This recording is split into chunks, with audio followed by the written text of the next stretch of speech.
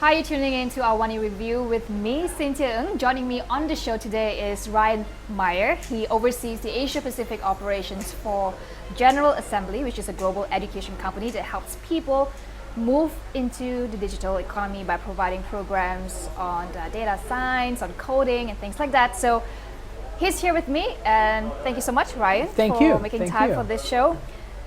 I understand that Malaysia will soon be the next place for GA to set up shop. Yes. Tell us about that. What are your plans here and why Malaysia? Yeah, great questions. We're thrilled to be on the ground here, and Malaysia will represent a broader strategy that we have for a very aggressive growth in the region. So we're picking the sort of the best economies, the best geographies to expand. And so Malaysia is very much a natural progression for us in the region. It's been almost 5 years since I moved to Australia to oversee Asia Pacific for General Assembly. And in that time, we've, as a startup, we were very much a startup at that time, and we've now grown into a full-fledged acquired company. And we sit under the Adecco Group, which is the world's largest human capital company. And so the first part of my tenure in the region was more or less growing our consumer operations, making sure our campuses across Sydney and Melbourne and Singapore and at the time Hong Kong were operating efficiently, and that we were expanding those businesses.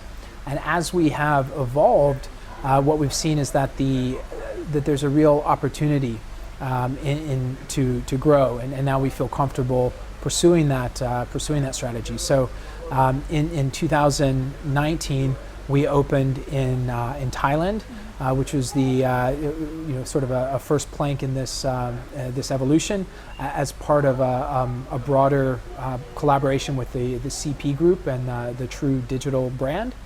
And then we launched in Malaysia at the very tail end of the year, and now we're happy to have to be fully on the ground and operational. Well, General Assembly is quite a new name in Malaysia. Tell us a bit what you guys do. What kind of programs do you offer to employees, or do you also focus on graduates? Yes, so it's the simplest explanation is that we are a school for digital skills, and we work with individuals and we work with enterprises. So there are a couple, and governments, I guess. So there are a couple manners in which we functions of our business. Our growth and the original story was one of working with individuals. And after the global financial crisis, we started in New York City. Ironically, initially as a co-working space. But what we found is that when we did community events that were focused around learning, especially for digital skills like user experience design, product management, digital marketing, that the demand was off the charts. Mm-hmm. So we quickly evolved into an education company, but one that was very much guided by a principle that our founder, Jake, put forth, was that how can we be an education company but create a strong return on investment in terms of time and money for individuals. And fast forward a few years, and we're now at 100,000 graduates globally. And we have a tremendous throughput and tremendous efficiency in our outcomes program, such that 94% of individuals who have taken a sort of an immersive course with us, which means roughly 3 months, that they have a job in that field. And as we've as we've grown and we've gotten really good at taking individuals and moving them from older economy skill sets to modern economy skill sets, companies, naturally we've started to work with companies. So right now, I believe we're working with over 40 of the Fortune 100 companies globally, and each year that tends to grow. But the value proposition is very much the same. How do you prepare for the future? How do you future-proof your workforce or on an individual level yourself to be economically viable in the modern economy? So I'd like to pick up on that point about ensuring that the workforce is digital ready. Yes. Every CEO goes to bed at night thinking, worrying about whether how fast can they get their workforce to be digital ready. Your company works with some of the top Fortune 100 organizations in the world. And when you speak with executives such as these companies, do they understand what exactly is the digital workforce and what do they need to do? I think there are a couple different camps. So any CEO that you listen to is going to have a stock line about digital transformation, how it's important, and they need to be ready for the future. But the reality is, some companies and in some industries are feeling the economic pressure more greatly than others. So in the United States, for example, we're working with the largest government contractor, a professional services company, and the main motivation for working with us, and we're in a multi-year project to upskill 5,000 people from analysts to data scientists. The motivation for that, as I understand it, was that this company was turning down contracts from the government because they didn't have the skill sets amongst their employees to make sense of the fire hose of data that came with those projects, specifically in the forestry department, I think. So it's the notion of digital transformation is very much a platitude that that CEOs speak to, but I think as you see more the economic pressures of not having the right talent at the right time, or even being able to secure that talent, as you see those pressures increase, the talk will become more real, and there'll be more action oriented around it. The problem right now is that companies still view training as sort of this older function. So on average, a company, on average, a Fortune 500 company, I think, spends about less than $1,000 US per individual to train, and that's that's already something. But it's that they might spend 10 times that much on talent acquisition or things that have less economic value for the company. And so we're trying to rebalance the equation, and this is where it's interesting to have conversations with CEOs, because they can kind of synthesize the value proposition. It's not, they have view of all of the business units and can see what the economic value is to grow talent from within. Talk to us about your business model. For example, when you work with an enterprise, how do you gauge, how do you evaluate, what does the company need, and how do you go in to help them? Yeah, that's a great question. So we take a very consultative approach, in the sense that we have a design process where we engage with the company, we engage with different business unit owners and C-level executives to determine how we can apply our core curriculum to their needs, to effectively to solve some of their talent needs. And then how do you quantify it, or how do you measure success? We're very big about measuring success, and that can be in terms of surveying people as they go through, say, a boot camp type 5-day program.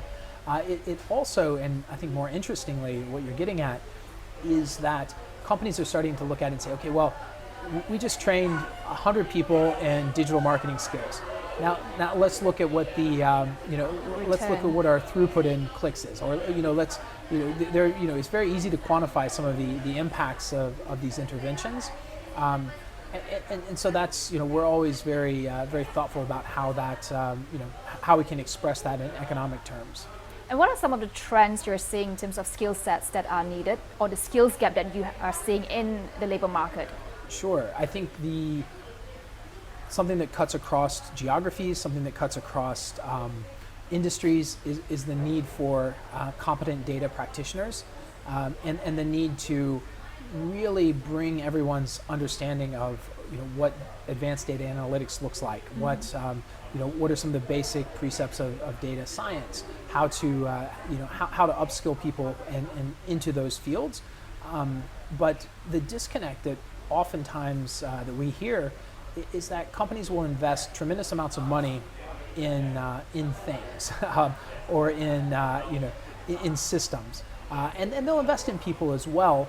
But oftentimes they're not fully utilizing the people, or the people don't have the skills to fully utilize the investments that companies have made, or even on a more basic level, that everyone isn't speaking the same language.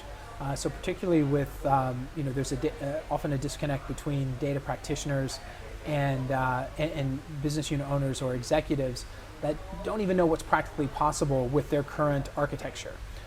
So some of the initiatives that we run are very much around breaking down mindsets and creating a mindset shift, and then getting everyone to speak the same language and to know what's practically possible. One thing that I've observed speaking with some executive CEOs, they say sometimes it's just more cost effective to hire fresh graduates with the skills that they want than to retrain and upskill your mid-level or your mid-professional executives. Absolutely. How do you help them out in terms of that? Absolutely, and I think if there were a solid source of young graduates that had the skills, our business wouldn't be booming as it is.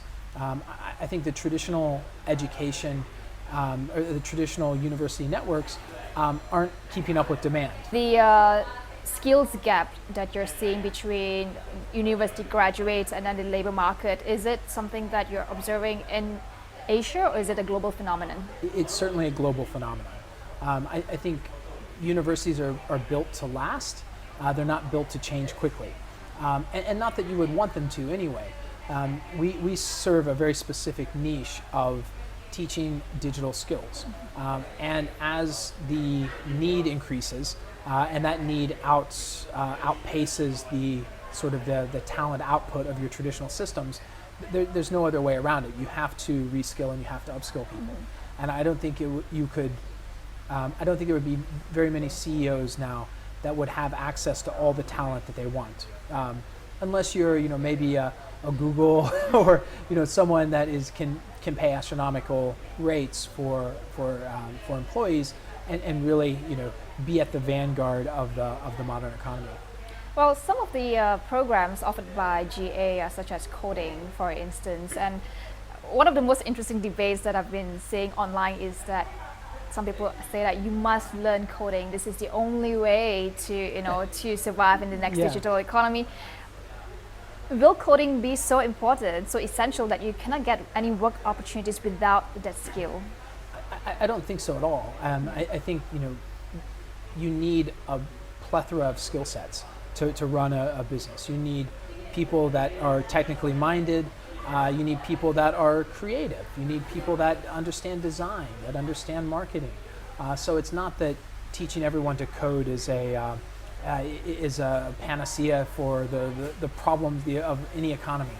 I think the more that you expose people to coding, the more that you expose people to some of the structures or some of the thinking or the sort of the rationale behind it, that then helps them in their job. So it helps them know again what's possible. How do we leverage the talent that we have to do the things that we want? So it's just a demystifying effect, but it doesn't. It's not that everyone needs to know how to code. That would be great, but it's not a necessity.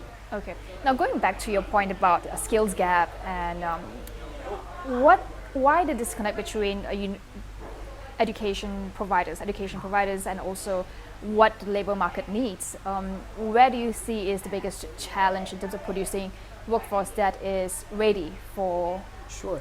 Well, I think it's you're trying to hit a moving target. So it's not that it's that the game changes every 18 months, or when we started teaching software engineering, we were predominantly teaching Ruby on Rails. And now we've moved into teaching Java and Node.js and other languages. And so it's you just can't expect a long-term sort of traditional education source to change on a dime. And you wouldn't want them to. They serve sometimes different functions. But I think it's that, and this is where the skills gap is happening. It's not only happening in education. It's happening with companies that are technology companies, companies that have that maybe had a whole cadre of developers with teaching an older language or utilizing an older language like COBOL, that now have to reskill to learn a new language. So it's not just, you can talk about it in terms of moving from sort of no digital skills to digital skills, but there are people that are very skilled that are finding themselves, that are finding they're scratching their head and thinking, wow, this, things are moving so quickly. So how does GA observe the trends that's happening and to come up with all these programs to keep up with the demands? So we have a fantastic team of people across the world that are thinking about these things. And one of the interesting things about General Assembly is that we employ this instructor practitioner model. So we are bringing people from the people that are solving these problems on a day-to-day basis. We're bringing them into the classroom to impart their skills on our students. And as part of that, we have a whole team dedicated to building and maintaining the most bleeding edge curriculum that we can. So when we identify a trend that, say, is maybe happening in Europe or in the west coast of the US or the east coast, and we think, okay, that might translate into a significant shift in the needs of the talent needs in other, say, industries or other geographies, we can bring that curriculum and we can bring those changes to the curriculum to bear very quickly, and that really helps hone in on staying relevant. Okay. So in Asia Pacific, what are the skills that are sorely lacking among employees here, and where are the areas you think that we should be paying most attention to? Yeah. So first of all, there's not a huge difference between the skills that are in demand here versus the skills that are in demand around the world. I think there's a notion of, we're in Southeast Asia, we're behind. I don't see that at all. I think you're experiencing the same the same issues that everyone is, and that's why we focus our curriculum on the most in-demand skills, so that we know that someone that takes a data science course from us can get a job whether they're in Chicago or London or Kuala Lumpur. I think one of the problems faced by companies here is that they lose talents that they sorely need to companies overseas, especially in the US, in Europe. Do you work with enterprises to look at retention as well and how to help them to keep their talent? Yeah, absolutely. I think there's this old sort of this old adage or this old saying where you have a CEO and a CFO sitting next to each other, and they're talking about they're talking about these issues, and the CFO says, "Oh my gosh, what if we spend all this money and we upskill everyone and they leave?" And the CEO just quips back, he's like, "But what if we don't spend the money and they stay?" So I think retention, and this is played out in a lot of survey data amongst especially millennials, that people want to be part of a company culture that values agility, that it values the ability to learn on the job, the ability to move forward in your career, and to simply to move forward. So it's I think the retention is becoming very much enmeshed with creating that type of environment, and empowering people to learn. And it goes against, I think, a lot of old thinking that, if you're of a certain age, or if you're, if we hired you to do one thing, then you can't do anything else. And that's just not true. We've seen it firsthand. So I think companies are becoming very, very aware that they need to engage their employees intellectually and provide pathways for them to grow. Okay. I'd like to get your thoughts about your plans in Malaysia, seeing that you'll be setting up shop soon. Yes. What's looking exciting for the company here? There are a lot of exciting things. So we can't at this point we can't announce everything. And as much as I would like to, there are a few things that have to be cleared before we announce.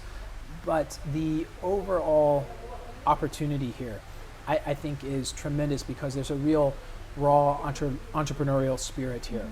And so when you have that type of, when you have that key ingredient, and you bring in this type of education, you bring in this type of democratization to or access to digital skills, then it provides people with a pathway not only to get a job that secures them for the future, but also to be very thoughtful about what they want to do entrepreneurially, and it gives them the skills to build their own company, or to even to build their own consultancy, or do their own work so that they don't have to participate in maybe a 9-to-5 job.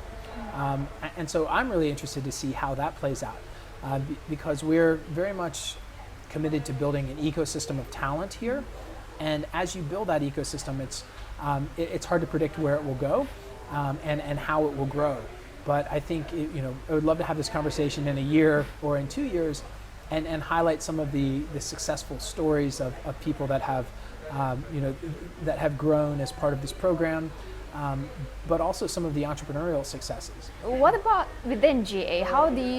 What is the culture? How do you continuously upskill and get employees to be better than what they were, the previous version? Yes, that's always a challenge. How do you make sure that people are growing and learning in their role? And part of the journey at General Assembly has been one of breakneck speed. So we were very much a fast-moving startup, experiencing tremendous growth, and people were often asked, and I've often asked my team to be hybrid, to take on different roles. And one of the lessons I've learned is that if you have someone who is excellent at the job that's in front of them, it's highly likely that they're going to be excellent at something else that you can ask them to do. So you want people to grow, and you want to provide pathways for them to grow. If you're talking about a company with 200,000 employees, it's very different from a startup with 500 employees. We don't have the same proven pathways because we're still figuring out our business, and we're still trying to innovate. So I think we've been able to retain a lot of our top talent by providing them growth opportunities, by providing them opportunities to flex different parts of their brain to do things that they didn't necessarily sign up for. And it's been out of necessity, but I think it's also a really good way to retain people. Well, thank you so much, Ryan, and Yes, I wish thank you you. all the best with setting up your operations in Malaysia. Wonderful. Thanks for being so on the much. show. Thank you. Yeah.